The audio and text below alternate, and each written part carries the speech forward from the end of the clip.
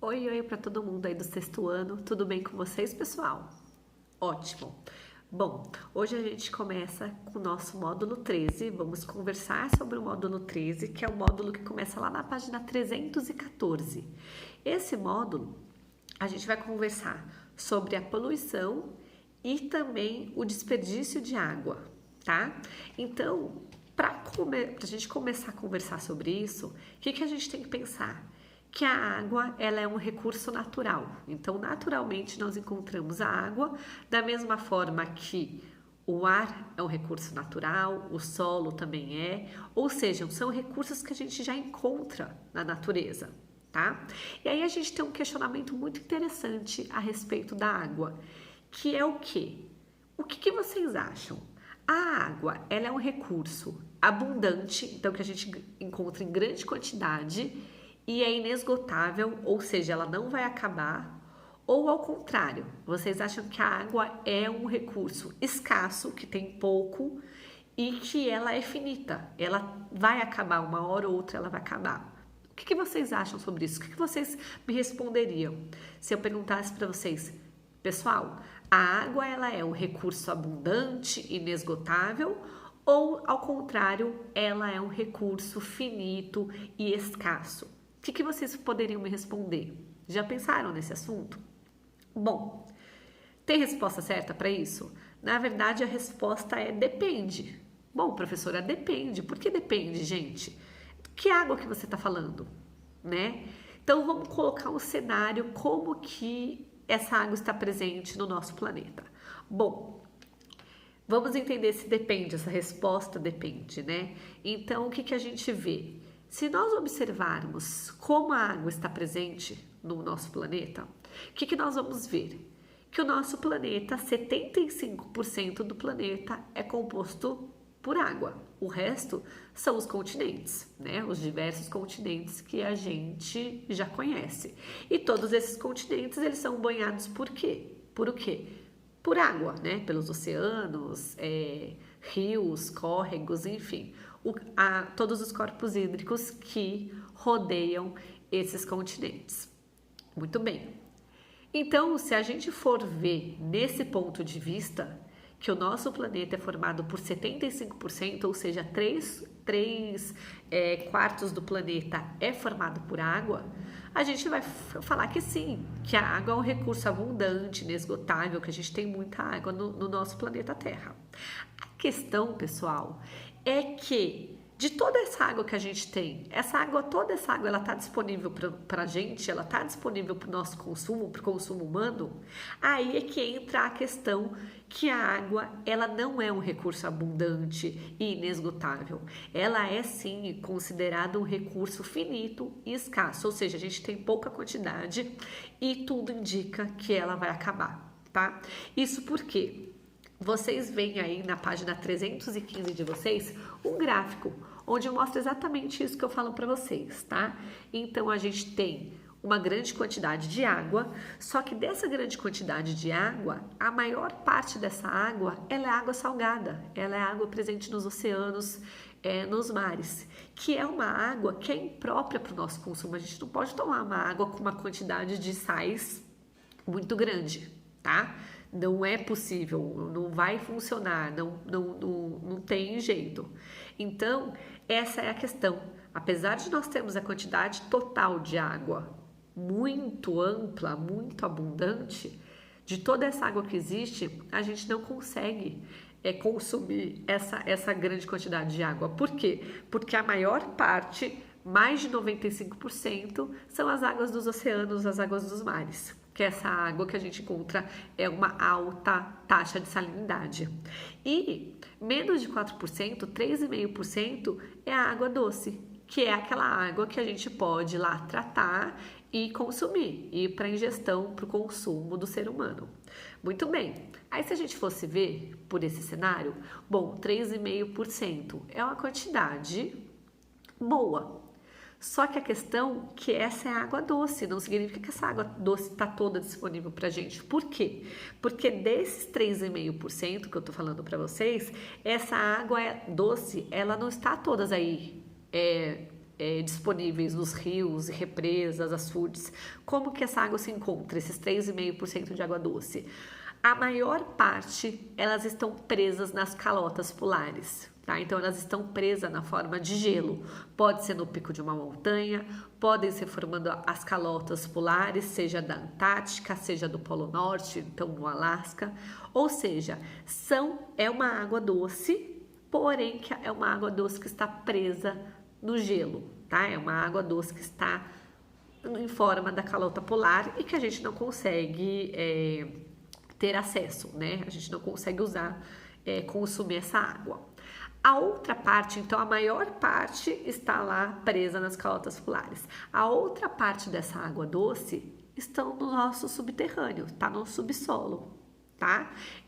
Formando os lençóis freáticos, formando os aquíferos, ou seja, uma água que está presa lá nas profundidades, que a gente até conseguiria, mas é um processo muito complexo, um processo muito caro, que a gente não acaba utilizando, certo? E aí a outra parte, sim, a outra parte ela forma o que a gente chama de águas superficiais, que é essa água doce presente nos rios, nos lagos, nos açudes, represas. Aí sim, essa água a gente consegue retirar, fazer o tratamento, que a gente viu na aula passada, e distribuir para as residências, para os comércios, para as indústrias, enfim, para quem precisa consumir, tá? Então, esse cenário vocês têm que ter muito claro na cabeça de vocês, que a maior parte da água a gente não pode ter acesso porque é uma água presente nos oceanos, uma água com sais, né, com sal, e que não dá pra gente consumir. Existe até um processo, né, de dessalinização da água, que é a retirada desses sais, mas é um processo muito caro e ele não é viável, porque onde a gente tem água, nos litorais, para a gente conseguir mandar essa água para o interior é muito custoso, tá? Não tem uma viabilidade e uma eficiência tão boa. Então, isso é uma outra questão. Muito bem. Então, gente, a água doce que a gente tem, né? Essa água que a gente chama de águas superficiais, que são as águas de rios, de pântanos, de lagos, essa água, ela forma apenas 0,3%. Então, de toda a água do nosso planeta, apenas 0,3% são essas águas superficiais, né? Que a gente consegue extrair, que a gente consegue captar, a gente consegue tratar e fazer o destino para o consumo humano. Ou seja, é uma quantidade muito pequena, né? Se a gente for ver aí de 3/4 do planeta formado por água, porém, maior parte é de água salgada. A parte doce, a maior parte está presa nas calotas polares. A segunda parte está no subterrâneo. Sobra apenas 0,3% que são as águas superficiais. E aí, qual que é o problema? Se fosse esse 0,3%, belezinha, assim, belezinha, né? É uma quantidade pouca, mas conseguiria suprir a necessidade humana. Qual que é o outro problema? Desse 0,3%, que são as águas que a gente encontra aí nos rios, açudes, represas, a maior parte está poluída, né? É uma água que encontra grande concentração de poluentes. E quanto mais poluída essa água, mais caro é o tratamento que precisa ser feito, né? Que é uma água poluída? É uma água que encontra substâncias numa concentração maior do que é permitido, né? Tanto, por exemplo, carga de esgoto, quanto a quantidade de micro-organismos que podem ser nocivos e transmitir doenças. Então, essa é a questão. Por causa disso que eu expliquei para vocês, por causa de que apenas 0,3% é a água que a gente pode retirar para o nosso consumo, e por causa também que existe, desse 0,3, existe uma boa quantidade de água poluída, por causa disso, a gente fala que hoje a água ela é um recurso finito e escasso. O que significa? A gente tem pouca quantidade de água disponível para o planeta, para os seres humanos, e, além disso, ela vai acabar, tá? E, pessoal, isso a gente já começa a ver que vem acontecendo. Então, existem regiões do planeta que já estão brigando por água, já existe uma disputa de água, então já existem as guerras hídricas, as guerras por procura de água. E existem continentes que as pessoas brigam para conseguir um balde de água. E não é um balde de água limpo, é um balde de água poluído, tá? De tão sério que é a situação.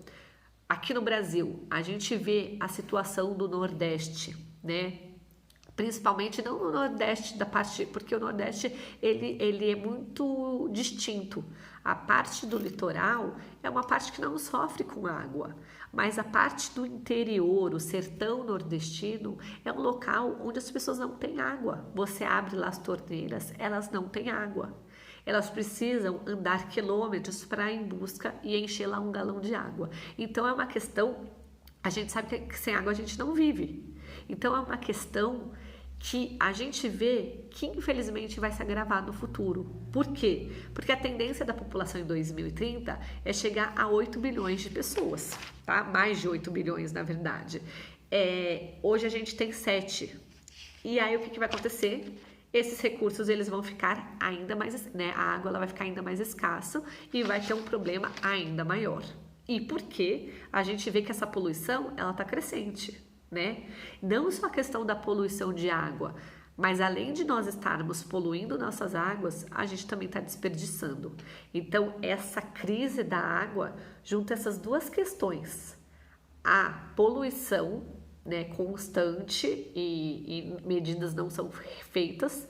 Além da poluição, o desperdício, aquelas pessoas que têm água em casa, que têm água, ainda mais o brasileiro. O Brasil é um país que a gente tem a falsa impressão de que tem muitos rios, que tem muita água doce.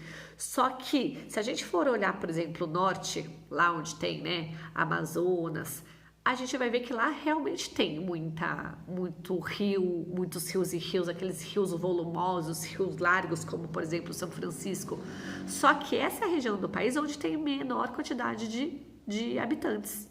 Então, o que adianta a gente ter um monte de água lá em cima, do norte do país, sendo que a maior concentração da população está no sudeste, no sul, né? Imagina, não tem como eu pegar essa água lá do norte e trazer até o sul, até a região sudeste, né? É um negócio inviável e mega caro.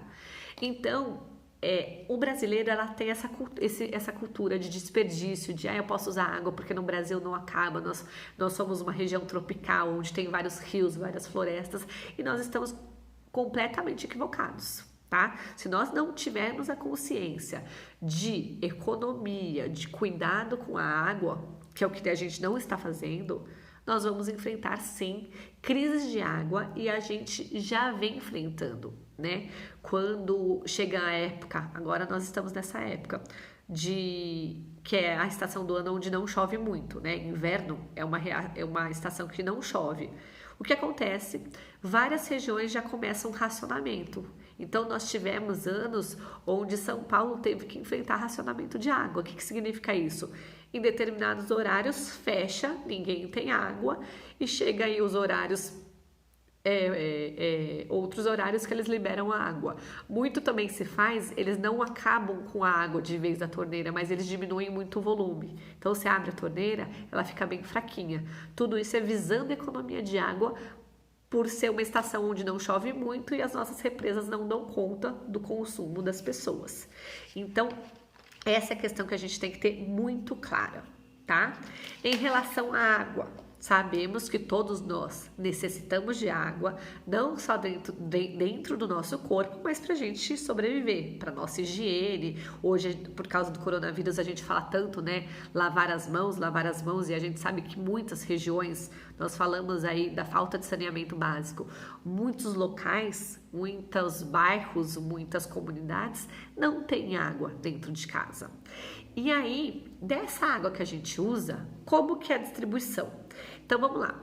De toda a água consumida no mundo, tá? A maior parte dessa água que é usada vai para abastecer a agricultura.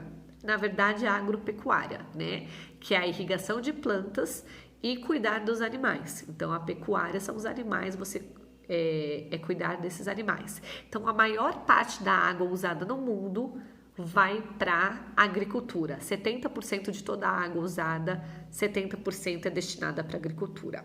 Aí 22% vão para as indústrias. As indústrias, para terem aí suas máquinas funcionando, produzindo as mercadorias, os produtos, elas precisam de água. Então, o segundo maior uso é a indústria com 22%. E 8% é o uso doméstico, é o uso nas residências, tá? Então, para lavar roupa, para lavar louça, para tomar banho, 8%. Então, a maior parte usada é na agricultura, na agropecuária. O segundo maior uso nas indústrias. E o terceiro, o uso doméstico, o uso residencial, tá? Para a gente fazer as nossas atividades do dia. Lembrando, gente, que quanto mais água poluída, mais tratamento a companhia de saneamento tem que fazer. E se a gente faz mais tratamento, o custo é maior ainda, certo? E quem paga por isso somos nós, pelos nossos impostos, enfim, pela nossa conta de água, por tudo isso. Sempre é o consumidor que vai arcar com tudo isso que está acontecendo. Um outro conceito importante, como eu tô falando sobre poluição, e a poluição, quando a gente fala, tá poluindo a água, o que a gente pensa?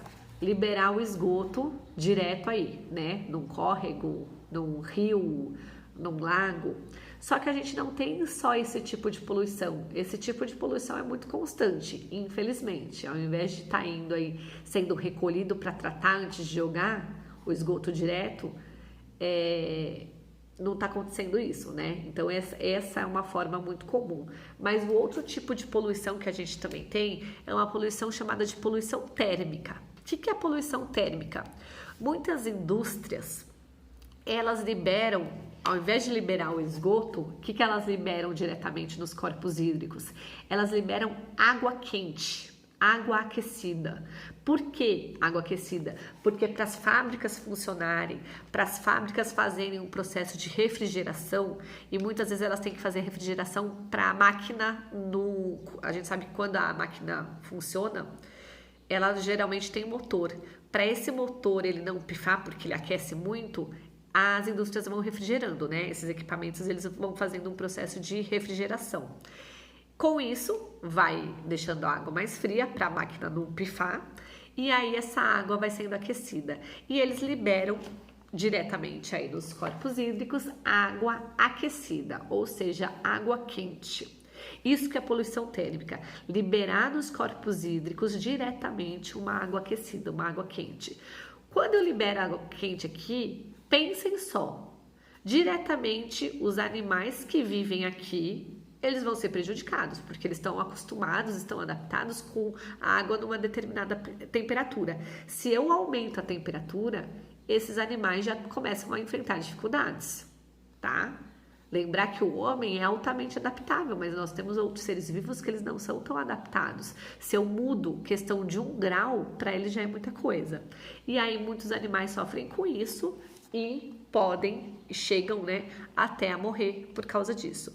Outra coisa também que acontece, quando eu libero a água quente aqui, essa água ela tem oxigênio, tá? Então, o oxigênio ele está diluído na água, ele está dissolvido na água. Quando eu libero a água quente, com esse aquecimento da água, o oxigênio ele vai mais fácil para a atmosfera, porque essa água começa a evaporar. Com essa evaporação, o oxigênio vai para a atmosfera. Então, quando eu libero a água quente, eu começo a diminuir a quantidade de oxigênio dissolvido que existe na água. Se eu diminuo a quantidade de oxigênio, muitos animais que respiram utilizando o oxigênio, que é a maioria, eles vão acabar morrendo por falta de oxigênio, por falta de oxigenação. Então, alguns animais diretamente já morrem porque a temperatura da água aumentou e outros morrem porque começou a cair a taxa de oxigênio. E aí eles começam a morrer asfixiados, sem oxigênio. Então, a poluição térmica, ela tem a sua consequência direta, por causa do aumento de temperatura, e a sua consequência indireta, porque ela faz com que a taxa de oxigênio diminua e, consequentemente, esses animais que respiram passam a ter dificuldade, certo? Então, essa é um outro tipo de poluição nova para vocês, né? Poluição com esgoto, poluição com agrotóxicos na água, essas são poluições comuns para vocês, né? A gente despejar lixo na água, despejar esgoto direto na água, despejar os agrotóxicos irem para a água, isso já é conhecido de vocês. Agora, essa poluição térmica é uma novidade, né? São as indústrias, geralmente, que aquecem essa água para poder refrigerar os seus equipamentos, as suas máquinas, e com isso essa água torna mais quente, tá? Mais aquecida. Então, a gente precisa ter a consciência de tudo isso que acontece. Bom, em relação ao desperdício de água, que infelizmente, como eu falei para vocês, acontece, tá? Não só por falta de conscientização, mas também por problemas na falta de manutenção. Então, quem que cuida da nossa água aqui? É a Sabesp, tá? Quais são os maiores problemas da Sabesp? Ela vai lá, trata a água bonitinho, mas vocês veem várias vezes a Sabesp fazendo buraco na rua. Por quê? Porque são os vazamentos, né? A falta de manutenção nos canos, nas tubulações que passam no subsolo, são constantes. Então, muitas vezes não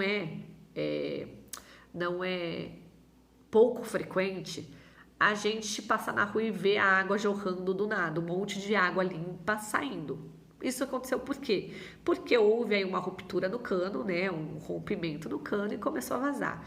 Isso tudo por falta de manutenção. Nas nossas casas também acontece isso, tá? Às vezes está vazando um cano que muitas vezes a gente nem percebe, outras vezes está pingando lá a água da torneira, a gente fala, é só um pinguinho por vez, não vai dar nada. Mas imaginem várias casas fazendo isso. Então, a gente tem que sempre estar atento na manutenção para evitar essa coisa do desperdício, porque como eu falei para vocês, a gente tem essa imagem de que o Brasil ele é riquíssimo em água e a gente vai adotando a postura, posso usar água, mas não é bem assim, tá? Pelo contrário, a gente já vê que de uns anos para cá a coisa vem piorando demais. Então, uma alternativa interessante, que em muitos lugares por falta de água já fazem isso, é aproveitar a água da chuva, né? Então eles recolhem, a água da chuva é recolhida, seja pelas calhas, por tubulações e é levada numa cisterna. A cisterna é como se fosse uma caixa d'água, tá? Essa cisterna é ligada dentro da casa a outros canos que vai levando para lugares como, por exemplo, a torneira de um quintal. Depois eu até mostro para vocês o esqueminha da apostila que tem mostrando essa alternativa. No final, quando a gente for falar aí das formas de desperdício e de uso da água, a gente fala um pouquinho disso daí, eu mostro para vocês, tá? Outro conceito importante que vocês precisam saber é o que a gente chama de água virtual, tá? O que é água virtual? Toda vez que a gente está usando algum produto, seja uma caneta, seja o celular, seja um estojo, esse produto chegou para mim. Quem que fez esse produto? Uma indústria, né? A indústria foi lá, fez o plástico, fez o zíper. Para eu fazer tudo isso, é usado durante o processo de produção, é utilizado água, né? Seja lá para ter energia, seja para uma máquina funcionar, durante todo o processo de produção de algum produto, pode ser arroz, pode ser um livro, pode ser o celular, é usado água nessa cadeia, até chegar no consumidor final, que por exemplo é a gente. Então a água virtual, o que a gente chama de água virtual? Você não está vendo água, nesse estojo aqui no produto final, eu não estou vendo água, mas para ele ter sido produzido, formado, foi usado água durante a cadeia produtiva, tá? Então, pensar desde o início aí das matérias-primas até toda a confecção dele, transporte, aonde ele ficou, é usado água durante todo esse processo. Isso a gente chama de água virtual. A água que não está presente no produto final, porém foi utilizado no processo, todo o processo de produção, de transporte, de estocagem, ele estava lá, tá? E aí vocês têm, quem tiver curiosidade, na página 319, vocês têm um gráfico mostrando, por exemplo, vou dar um exemplo para vocês. Para se produzir 1 quilo de queijo, é consumido 3.178 litros de água, tá? Para eu produzir 1 quilo de carne de porco, é consumido 5.988 litros de água. Para eu produzir 1 quilo de chocolate, eu uso 17.196 litros de água. Ou seja, no meu chocolate eu não estou vendo a água, mas para ele ter sido produzido, para ele ter sido feito lá a embalagem, o produto em si, né, o chocolate em si, foi utilizado água. E olha quanta água. Então isso a gente chama de água virtual, tá? É aquela água que não está presente no produto final, mas que durante a sua produção foi consumida, tá? Então, durante a produção foi sido consumida, tá? Então, esse é um conceito importante para vocês saberem. Eu posso não estar vendo água no produto, mas essa água foi utilizada durante todo o processo. Belezinha? Muito bem. Agora, para a gente finalizar essa nossa aula, a gente tem lá na página dos 320 e 321, a gente tem alguns consumos da água na nossa residência, né? Então, onde a gente usa água? No banheiro para dar descarga, na pia do banheiro, para lavar roupa, para lavar louça. São, por exemplo, atividades que a gente usa a água. E a gente tem que sempre pensar, será que eu estou usando a água de forma correta, né? De forma consciente? Então, para vocês terem uma ideia, para eu lavar louça, tá? Se eu for lavar 15 minutos de louça, eu estou gastando 120 litros de água. Bastante água, gente. E quem tem lava-louça, por exemplo, você gasta menos água na lava-louça. Muita gente tem a ideia contrária. Ah, eu gasto mais. E não é, tá bom? Na lava-louça a gente gasta menos. Mesma coisa na máquina de lavar roupa. Se eu lavar roupa na mão, manualmente, ou colocar tudo na máquina, eu gasto menos água na máquina de lavar. Enquanto na máquina de lavar eu gasto 135 litros de água, lavando roupa manualmente eu gasto 280. Então, olha que troca interessante a gente fazer, tá? No banho, 10 minutos de banho, a gente gasta 90 a 100 litros de água. Gente, é muita coisa. Pensem lá na garrafa PET de refrigerante, que é uma garrafa de 2 litros. Agora pense, para você tomar banho, um banho de 10 minutos, você gasta 100 litros de água. É muita coisa. Para você lavar o carro, 350 a 780 litros de água, ou seja, é a pior das atividades, porque aqui mostra essa opção, tá? Então, lavar quintal, claro que uma vez ou outra você precisa acabar. O que a gente tem que ter na cabeça é conscientização. Ah, eu posso deixar, não tá tão ruim assim? Eu posso aguentar mais um pouco? Então, beleza. Nas épocas em que a gente tem menor quantidade de chuva, menor índice pluviométrico, eu vou deixar mais tempo sem lavar o meu quintal. Então, a gente tem que fazer, por isso que a gente precisa se informar, a gente precisa conhecer. Porque quando a gente sabe, a gente consegue falar, não.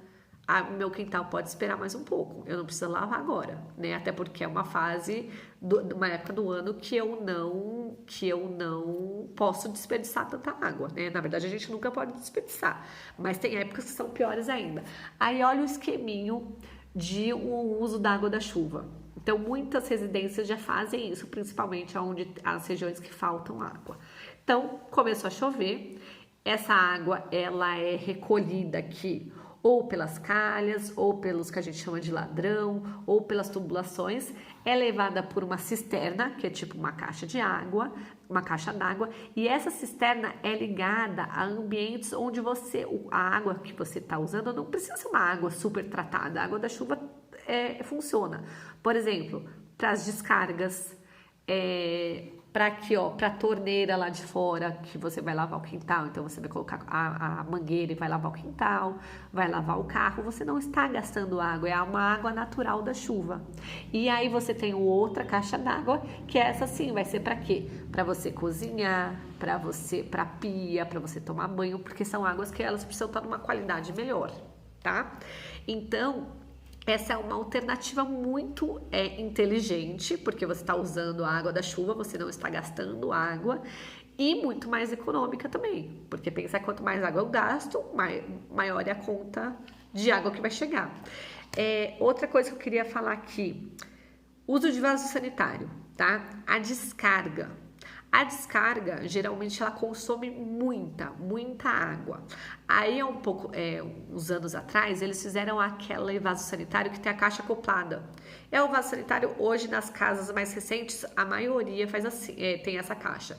Então, é o vaso sanitário onde você tem uma caixa d'água que você aperta, não é aquela válvula na parede. É na própria caixinha que tem a água. Essa descarga, ela gasta muito menos água. Ela gasta 30 litros por descarga. Tá?